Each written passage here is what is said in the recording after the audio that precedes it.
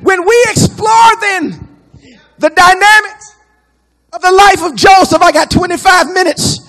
When we explore the dynamics of the life of Joseph, and when we look at Joseph's process, we will see that his road to greatness was a process of preparation, watch this, to get him right and ready for where God would position him. So when we begin to read the text, we find out a few things. The first thing we find out is that it was in the year that his father Jacob was in the land of Canaan. Jacob was the son of Isaac. Watch this. The text says, somebody shout, the text says. The text says that Isaac was a stranger. But Jacob is now at home in a place where his father was a stranger in. Don't miss this. Because here is what God is trying to say to many of you as I hurry to my close. God is saying, I'm doing something in you that is strange to the people who came before you.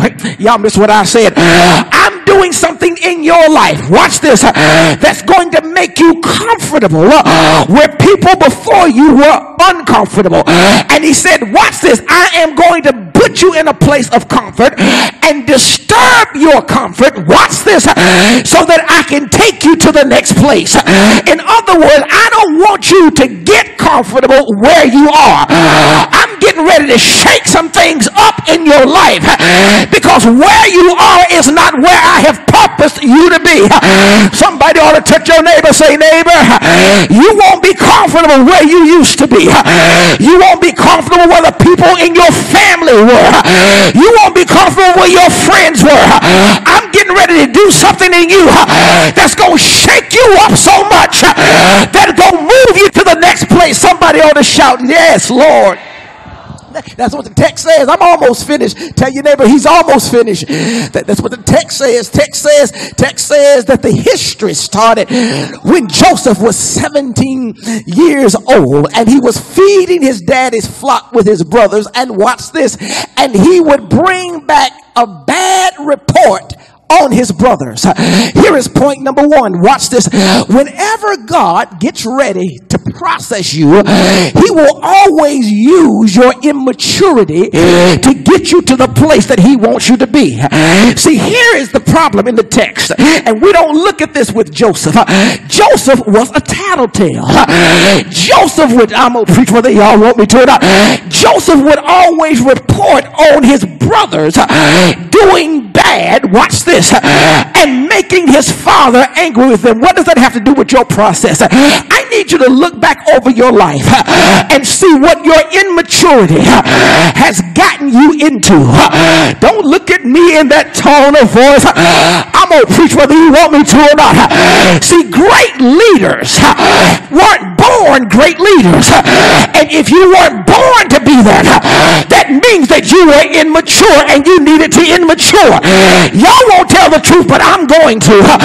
There are some things that my immaturity begin the process of development in me. I've made some immature decisions. I've made some immature commitments. I've made some immature moves, and my immaturity got me in a place where I started the process. You don't want to say amen, so I will say amen for you. It was your immaturity, your lack of wisdom that got you in the place where you were. You want to touch your neighbor, say, neighbor, he's preaching about me. I just don't want to admit it. I've been immature in my past. I've looked at things from an immature angle. I've reacted immaturely. And what I found out was this, that when I did it, it started my process of becoming who God created me to be.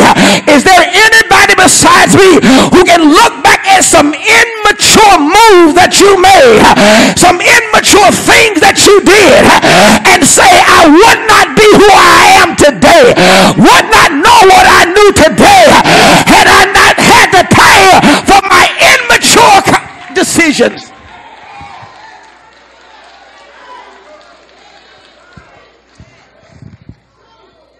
So the process began because of his immaturity. And that's how your process begins. if you're willing to admit it, you have made some immature decisions that have led to some immature moves that have landed you in some crazy places. Number two. I got 20 minutes. Number two. The process is initiated, watch this, not only because of your immaturity, but the process is initiated so that you don't get an overinflated estimation of yourself. In other words, watch this thing. In other words, God initiates the process so that you don't get the big head.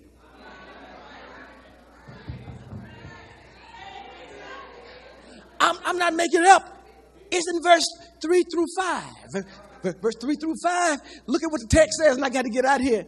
It says, now Israel loved Joseph more than all of his children because he was the son of his old age. And it says, and he gave him a coat of many colors. But when his brothers saw that their father loved him more than he loved them, they were envious and they could not speak peaceably to him. Look at verse 5. Now Joseph had a dream and he told it to his brothers and they hated him even the more. Don't miss this. Jacob loved Joseph more than his brothers, and he gave him a coat of many colors, and he dreamed a dream, and he told his brothers. Why are you saying that again, Bishop? I'm glad you asked. His favor was evident. His gift was undeniable. So in order that Joseph would not get the big head because of his evident favor and his undeniable gift, God ordained a process that he would use the envy and the hatred of his brothers to initiate.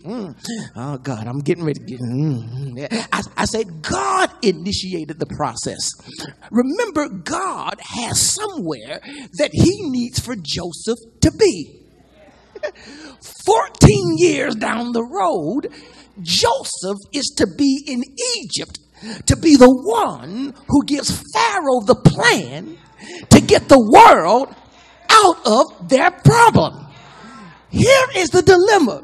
Joseph sees that he's supposed to be somewhere, but he doesn't know where he's supposed to be. But what he does know is that he is his daddy's favorite and that he has a gift that his brothers don't have. Talk about the makings of a mess.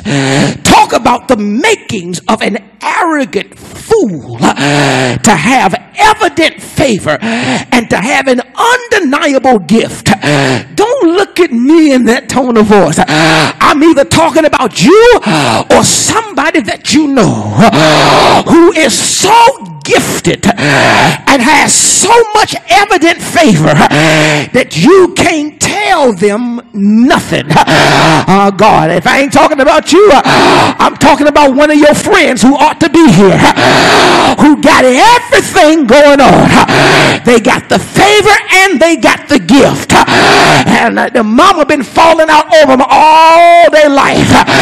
This is my child. This is my favorite child. This is the smart child. This is the good child. This is all that stuff, and don't understand, watch this, that what they're doing by complimenting them is making them an arrogant somebody. So here is what God has to do.